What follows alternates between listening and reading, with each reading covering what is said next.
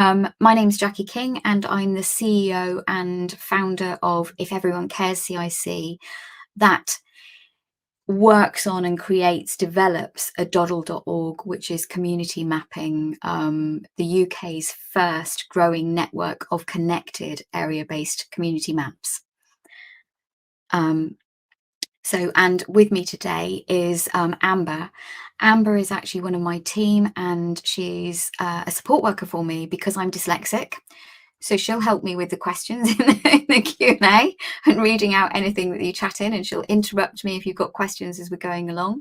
You can either put your questions in the chat, or there is a Q&A button there as well. And we can even invite people to come to the stage. Oh, I'm seeing more and more people joining, which is lovely.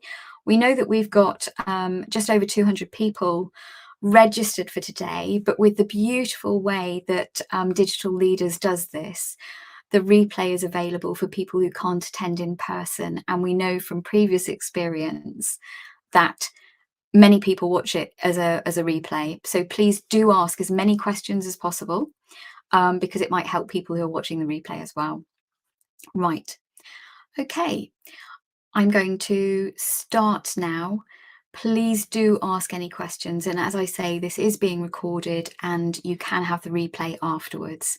So as I've said, my name's Jackie.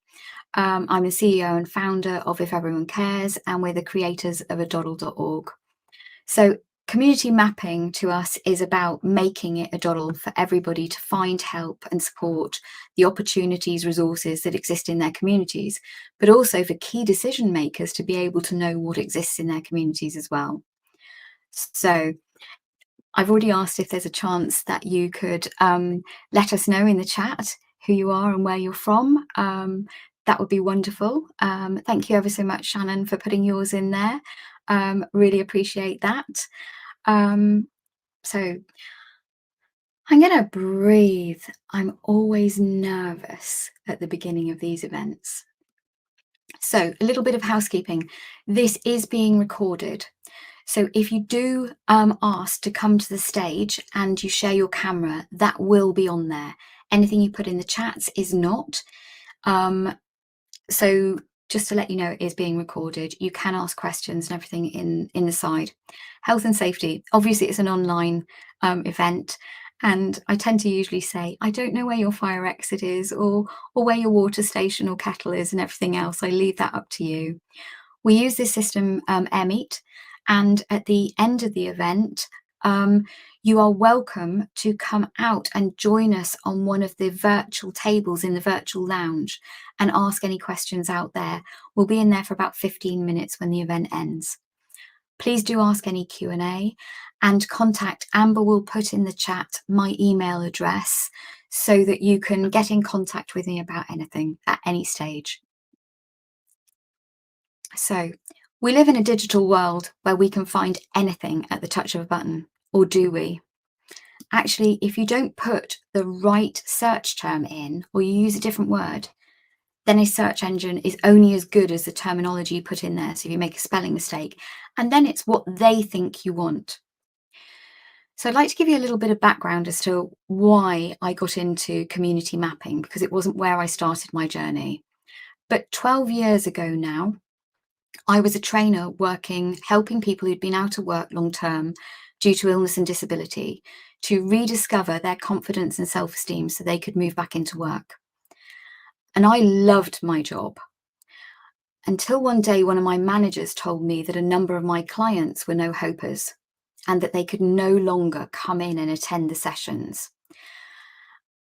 I was devastated, I was gutted, I was horrified and shocked because nobody is a no-hoper.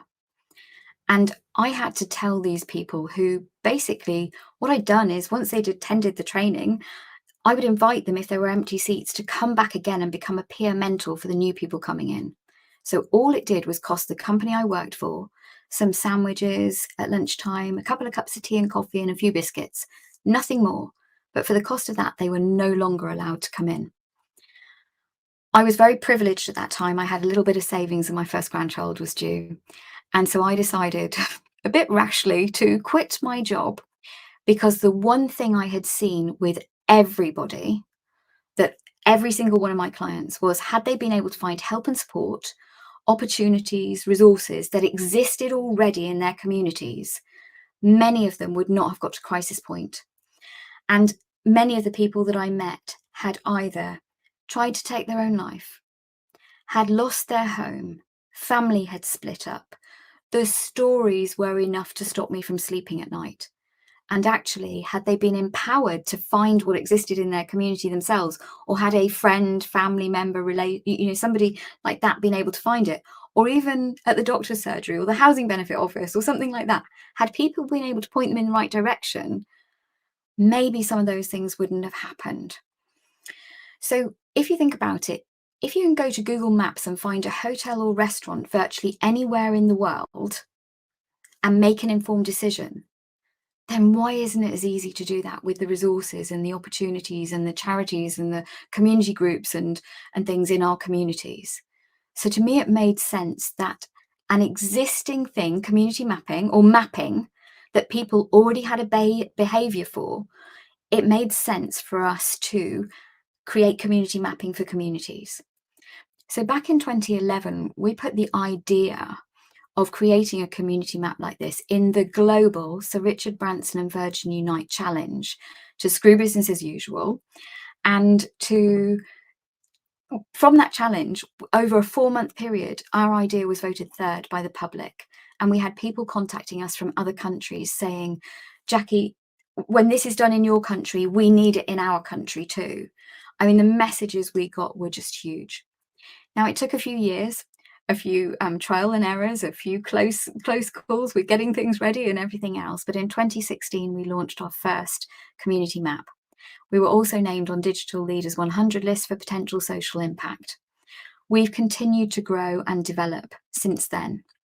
So there is power hidden within every community. If people can't find what exists, they can't be empowered. Communities can't be as resilient as they've got the potential to be. So when there's a disconnect with information, we're actually not helping our community to be as resilient as it could be. We're not helping the people who work in our communities either. We're not helping the person who's on the desk at the local housing benefit office or in the job centre or in the doctor's surgery. We're not helping any of those to help their clients. Yet community mapping could do that. So there was a report done by Eden Project Communities that said that disconnected communities were costing £32 billion a year. Joseph Rowntree Foundation did a report on the cost of poverty, £78 billion a year. Now, I'm sure a few of those billions sort of cross-pollinated. There are over 150,000 charities and there are even more community groups and organisations. Yet how do people find them? There are increased levels of suicide, loneliness, food poverty. We hear about it in the news every day. So community mapping makes sense. So how did we go about it? And how do we continue to go about it? We had simple conversations. We started from the ground up. We listened to the people within the communities first. We didn't start at government level. We didn't start in that hierarchy there. We started with the people in the communities and we really listened. We heard and we listened again. We listened to organisations that had already tried community mapping or something similar. And we listened to why they had failed and we learnt from that. And so I'll share some of the things that we learnt. We constantly iterate. We constantly take on board feedback and what people and organisations need. It's part of our cycle of development. And during the pandemic, we reflected at the very beginning, we reflected on what we were doing and we did a rebuild while in the first couple of the months so that actually there was the ability to have more impact. We believe that by working with multiple communities has multiple benefits and the potential impact is huge. The social value of community mapping is enormous. So what did we learn? We learned keep it lean. And one of those things was organisations that had tried community mapping before, they had had this huge budget given to them and funding and they employed people and they started putting information into a directory. And then within a few months, everything was out of date. And Then they lost their funding because stuff was out of date and they couldn't keep up with it. So everything they'd worked on in the past was out of the window. So we came about it from a slightly different perspective. We actually enable the community groups, organizations, the opportunities to create their own profile. They can actually make it, it's like a miniature website. It's as easy as filling in a form online, and it is free for them to do it. But they then update it. We also then found that standard format, people would say to us, Jackie, when we go and we look for help and support, it's so difficult. We find something and then we don't know where on the website to look because every website's set up differently. So we have a standard format. Once somebody's been to one of the profiles on our maps, they've been to one or two, they know exactly where to look for that information. Then we heard back from people about filters with directories that exist in communities already that are amazing. Please don't get me wrong that I'm knocking them. But they would have to fill in all these questions. Do you want this, that, and the other? And then the filters would be put in by that directory and tell them what it was they thought they needed. Yet, actually, maybe what they needed was something totally different. And so when you put filters in play, we do have filters on our maps, but we also encourage people to look at them from the map holistic view and to look at them in the list view so they can see what's there and make choices and maybe discover something they wouldn't have discovered anyway. We then heard the feedback that so many people would find something they thought they were going to get help and support and then discover that the funding had run out. And so that project, that thing no longer existed. So they would have had their hopes raised and then dashed again. So we have a unique traffic light system. If a pinpoint on the map is green, it means it's been updated by the organisation in the last 6 months. If it's amber, it's 6 to 12. And if it's red, then it's over 12 months. So instantly people, when they use our maps, can know how much they can trust the information in there. We send out automatic emails to organisations to let them know that it's time for them to update it. We're just implementing a little bit more of a system at the moment because we know that during the pandemic, a lot of organisations didn't update. And so we've got more red pinpoints on the map at the moment than we'd like, but we didn't hound organisations during that time, but we are following up with every organisation at the moment. We also learned that there are 5 key things that anybody in the community wanted to know about any organisation. They didn't want to know when they were founded, what their budget was, how they were this, that and the other. They didn't want to know any of that. They didn't want to know who the trustees were. They wanted to know who they helped, how they helped, the difference that they made, the help that they need, and how to get in contact with them. So those were the key things, and those are what the principles of what every profile is built upon within our maps. So isolation is huge. So I'm just throwing this one as a quick one. Isolation is something we are hearing about more and more. And thinking about the quote by Joe Cox, the MP, that I will not live in a country where thousands of people are living lonely lives forgotten by the rest of us. And in our research, we heard time and time again about the number of people who lived in an area but did not do their life in that area because they didn't know what was going on, what was happening, where they could connect with people. Community mapping helps to break that down. So community mapping is about empowering people. It's about giving people, it's helping people to find that choice, to find where they can get help, to find where they could volunteer, to reduce their isolation. And community mapping allows the personal journey for each individual. All of our maps are connected. Now, when we think about this, every decision is easier when you can see the whole picture. So if you imagine that people can't see what's going on in their community, they can't see the whole picture. Therefore, their decisions that they make aren't as easy. So we also realised as we did our research, I'm going to try and bring a smile back into my voice now because I realise I'm getting very serious. We realised we started off wanting to help people who were in crisis. That was where we started. We wanted to help them find that help. But then the more we did our research and the more we worked on this and spoke to people, we realised that exactly the same data helps for more than one sector or section of the community. It helps people whether they're in crisis. It helps people who are feeling isolated, people finding volunteering opportunities. Organisations that we spoke to said, oh, Jackie, we'll know what other organisations are in our area, in our community, and maybe there are potential for collaboration. It would also help for organisations to know whether they put in for funding for a new project, because if another one's doing one down the road, they may not need to do it. So it might help to reduce duplication. It would help with social prescribing, helping people to find what's out there, resource mapping, key decision makers, including the police, councils, social services, etc. So it's all the same data. But another point on this is, part of our research, we also discovered from people in the communities, had our maps been about helping just people in crisis and it was focused on crisis, people said they probably wouldn't use them because they would feel a stigma against them. So the beauty of our maps is they're not directed at any one niche, any one thing. So anybody could be on a map, on the tube, on the train, on the bus, in a local cafe, and somebody could see it over their shoulder. And actually, it could be they're looking for a volunteering opportunity. Doesn't have to be they're looking for help and support. So it takes away the stigma of that. So we are the first UK network of connected, we're growing, connected area-based community maps. We actually have 94 maps at the moment, and we're working with a number of partner organisations on maps that they've got dropped into their websites, or we've built websites for them with their maps as well. And it's about helping people to find help, where they can give help, where they can connect with others, how they can collaborate. I haven't really talked about the next one, the support. We also heard from businesses in communities, the smaller businesses, who said they wanted to do their corporate or community social responsibility, but they lacked time and resources.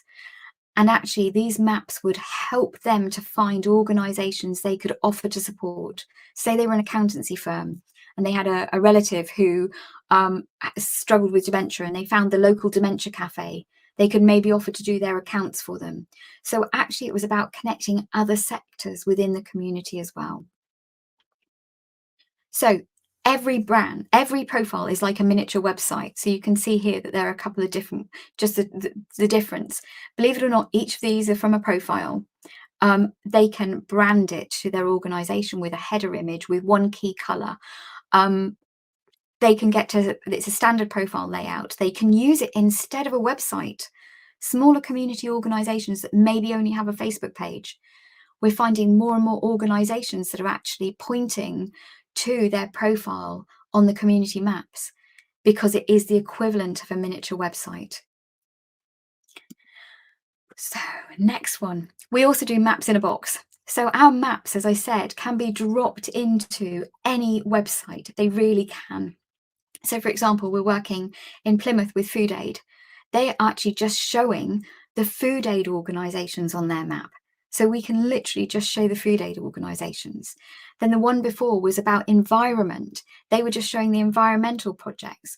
Or you can show all of them. The maps are as flexible as you need them to be. Communities are stronger when they work together. So area-based community maps. There are 12 key regions across the UK. We've identified 400 plus key areas that it is our goal within the next 3 years to get area maps in. They are connected, so each organisation only needs to add their details once. And say there's somebody up in Scotland who's looking at the map there, but they've got a relative down in Land's End. They can actually shift down to Land's End and then see the profiles of the projects and the organisations down there as well. So it really is as flexible as that. But also, imagine you're an organisation that runs in a number of different areas. You don't want to put your profile on 20 times. So what you can do with our maps is you can create your master profile. You can then duplicate that in the other areas. And when you update your master profile, it updates all of the other ones as well. But those duplicate profiles also have the ability to have extra information added to them. So say there's a slightly different program that happens in one of the areas than all of the rest. You can add that information to that profile. You can also give permissions to different team members to be able to access and update different elements of the profiles. You have full control of it through a dashboard. There are multiple access points to getting to the maps, so we actually encourage partner organisations that we work with to add a map to their website as well. It isn't just about aDoddle. In fact, when people are looking at profiles on aDoddle, we hide our aDoddle header because it's not about us, it's about the organisation. And there's the choice of, do you show everything? Do you just show a niche data? Or do you just show the organisations you've invited to be created on the map? They really are that flexible. Community mapping, well, it's a healthier world for both people and planet, and it's one step at a time. It doesn't get done overnight because obviously you have to encourage the organisations to create their profiles. But each community, each person, each action is part of the solution with community mapping. So we're nearly there with the slides and I'm nearly ready for Q&A. So if you've got any questions, please do think about them. If you think about it, small acts, when multiplied by millions of people, can transform the world. Just in case there's anybody here, and I know there's quite a few, you've told us in the chat, and because of my dyslexia, I'm trying my best not to read them because I might misread something. But just to give you an idea of potential savings. Now, I know this might need updating because of universal credit and things like that. So my work in the past was working with people who had been out of work long-term due to illness and disability. So I've done some potential savings based on people moving back into work, finding help and support and moving back into work. We've worked out that the average cost of an unemployed person over 25 and over is £15,401 a year. That's made up of benefits, national insurance, tax, if they're back in work, all of that. Now, I said earlier that we'd identified 400 plus key areas.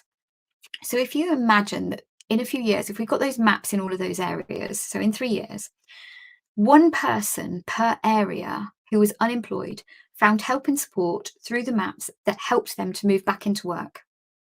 Yeah, that's a saving of just over £6 million.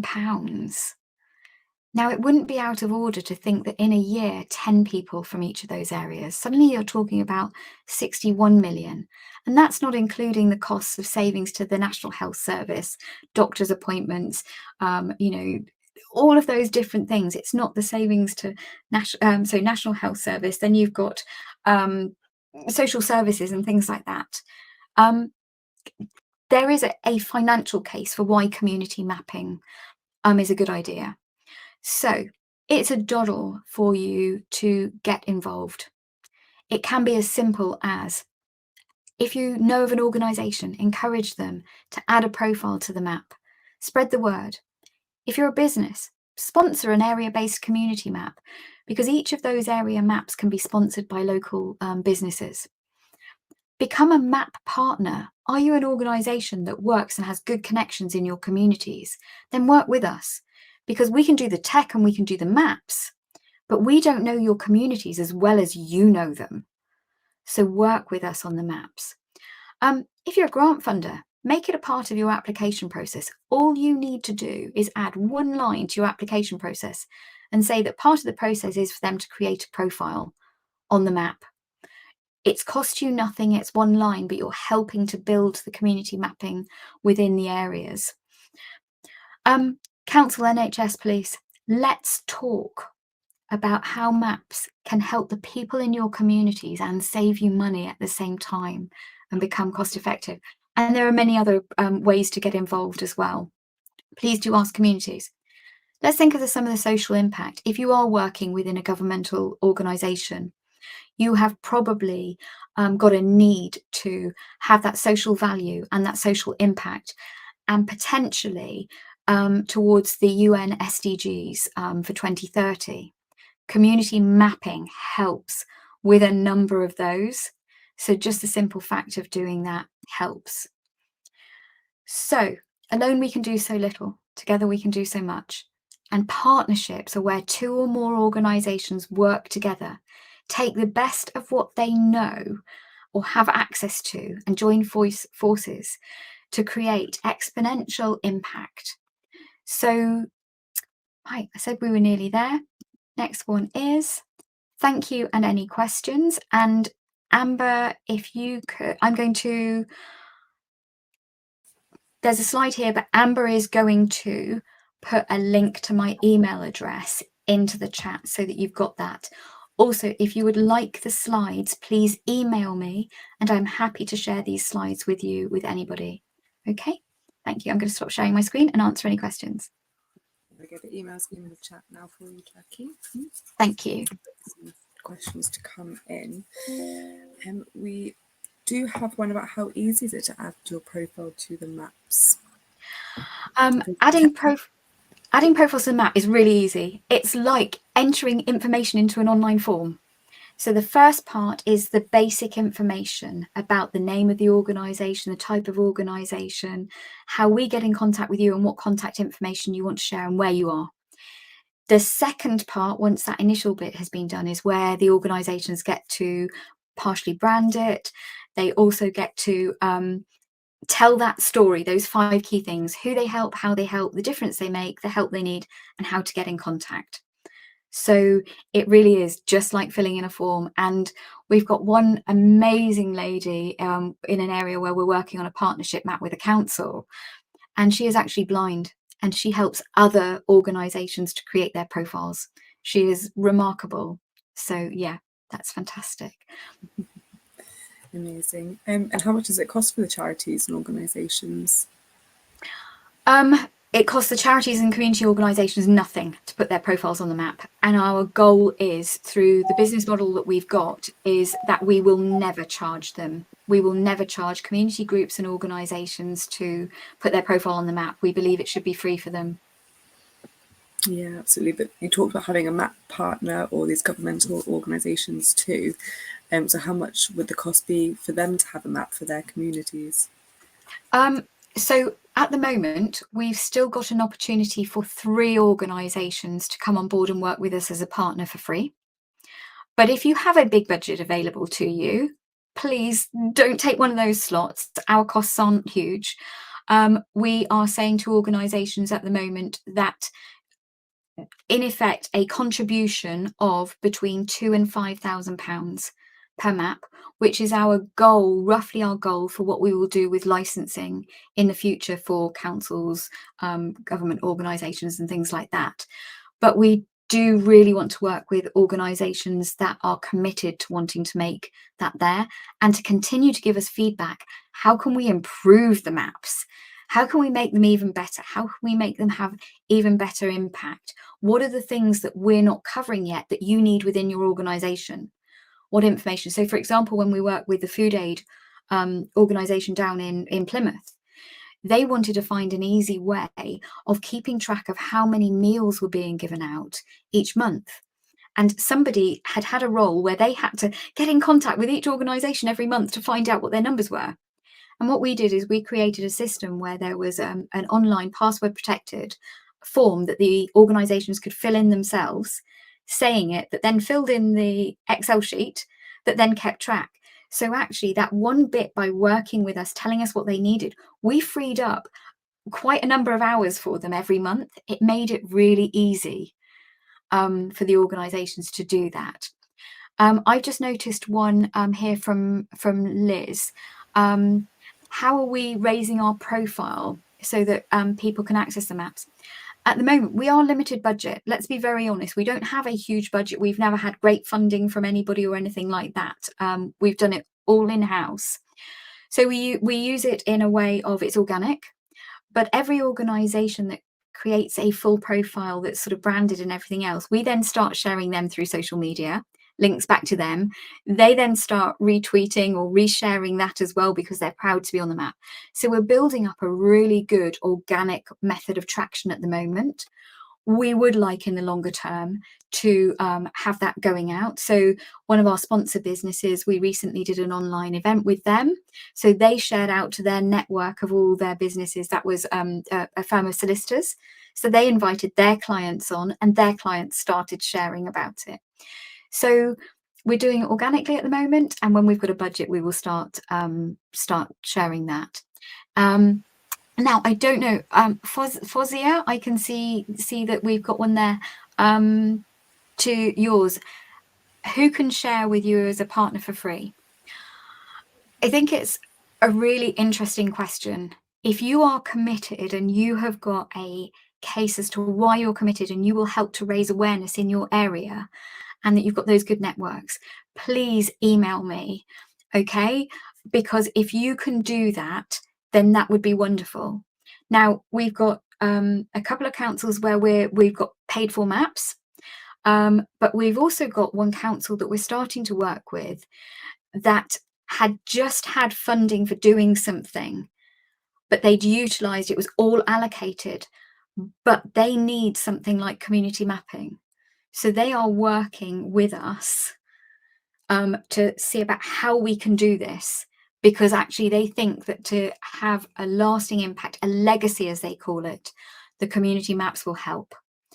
And so we're just looking at how. So yes, even though that is with a council, they can see the legacy and the potential that then there might be, for us, there might be a license fee later on.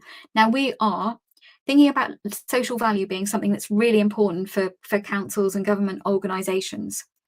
We are set up as a CIC. We have a fixed asset lock.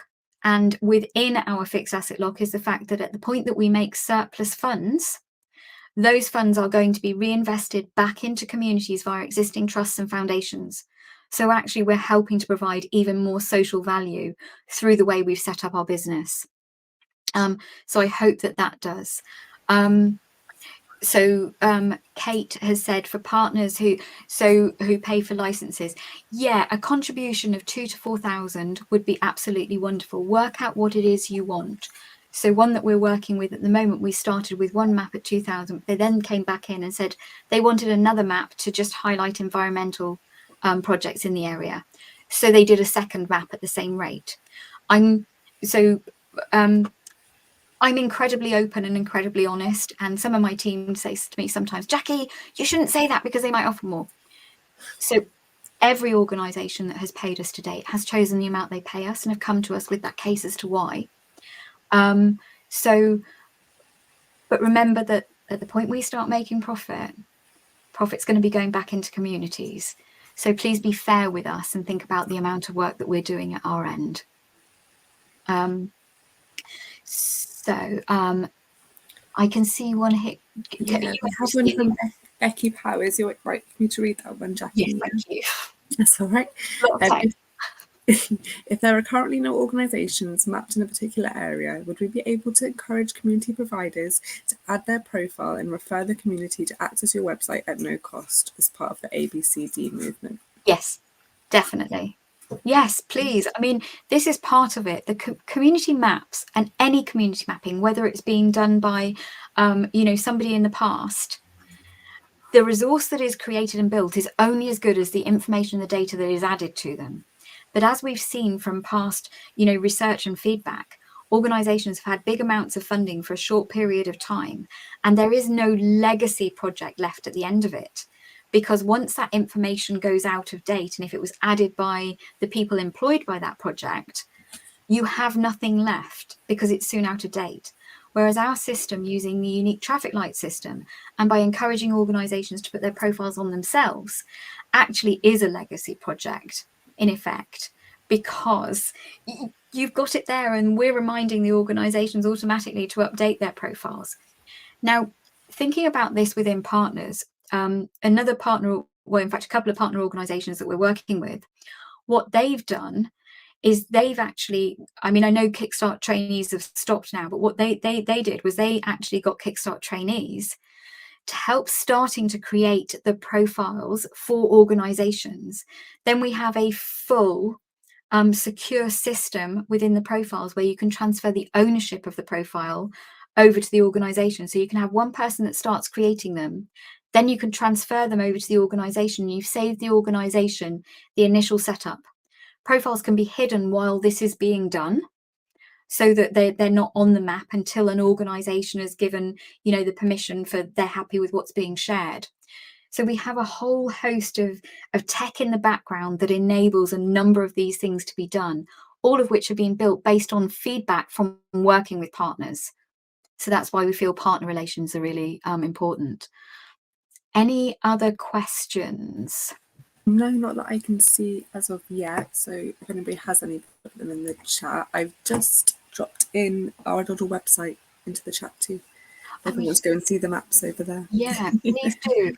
So when you go over to aDoddle.org, and the reason I'm not sharing at the moment is we've had some really tough tech sort of like the connection issues. For some reason, my internet this morning, whereas normally I would share you a whole host of pages and show you, but I don't want to get cut off on this. You can, when you go to the maps, you can go to the homepage, and we're just about to do some rebranding actually in the next in the next 4 to 6 weeks. You can look at the top, and where it goes sort of search, you can see the maps, but you can actually see all the different area maps. Now, some of those area maps have got lots of pinpoints on them, and some haven't got very many at the moment. But have a look. Those maps can literally be dropped anywhere into any website. We have a very secure system. They cannot, somebody couldn't go into the back and try and see our code and pinch a map or something like that. We have a very secure system that maps can only be shown on websites that we have given permission to put them on. So there's this whole process that we go through at our end. But also, if you're on here and you see that there isn't a map in your area yet, send me an email. Tell me that you'll be happy to promote it in your area, and I will get a map done for your area and put up there. So maybe we can get it to 100 maps within a few weeks if you let me know which areas want them. Becky, I'd be really intrigued as to know what part of the country you're in. And I'd love to know a bit more about Maximus, so I can see city councils and that here. Are there any more questions? Or, yeah, Amber? We've just got one more that's just come in from Rich Young. He says, is there a messaging capability built in to enable broadcast messaging or one-to-one? In what way? I'd love to know that a little bit more, because we've had a number of questions over time through digital leaders presentations or other ones about messaging, and each organization seems to think something differently. So somebody can send, once an organization's got a profile, we create a get in touch, so they can get in touch directly with the organization from the website, from the maps. But I don't know, would he like to raise his hand and come up on the stage and ask the question? Yeah, more than welcome to. Yeah, definitely more than welcome to. Cool. Amber, I'm having a look around the screen where they've changed something and I can't see where the hand thing's gone. Sorry, I'm keeping an eye out. He's just popped another one in the comments saying, if local government wanted to alert a subset of orgs to an opportunity, for example. So one of the things that we that is part of the goal of these area maps. So if we're working with a partner organisation, so let's think, so say in Bournemouth, they had an area-based map for Bournemouth. Our goal is that those partners that we work with can also have access to managing the homepage. So say there was an opportunity you wanted to let know, you could maybe put that on that homepage, you could edit that homepage. Say there was a flood, say there was something awful like Grenfell, you could actually then make that, you could put the priorities, you could use that mapping page to put whatever the key things are then, and then tell people to go to the maps to find the organisations that need the help and support, need the volunteers, or the people in that community to be able to find what organisations are providing what help and support. We will never know your community as well as you will. But the tech behind our maps, it took me a long time to say it because I felt a bit embarrassed about saying it, but actually it's really cool. It's really good. And the fact that all of these maps are connected, you do have the ability to have maps in-house that you don't connect with the rest of the map. There is that ability. But the fact that they're all connected and the fact that we're slowly building up this picture of what exists within communities, could you imagine had this been fully up and running with multiple, we've got about 2,500 organisations on the map at the moment, and it's growing day by day. But could you imagine had it had, 10 times that amount on at the time the first lockdown was put into place?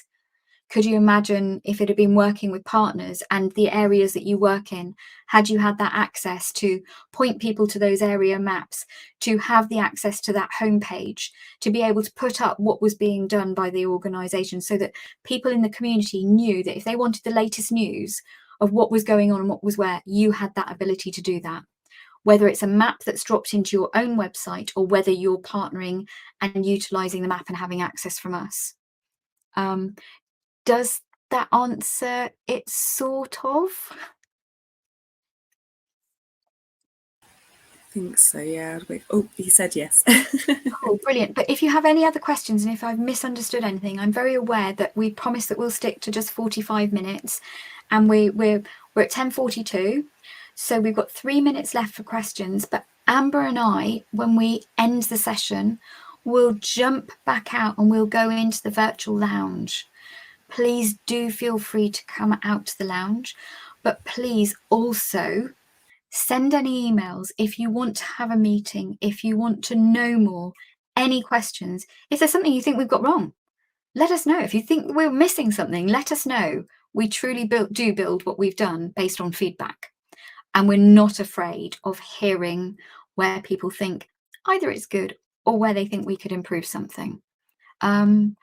So if there are no more questions, please do take a look at aDoddle.org.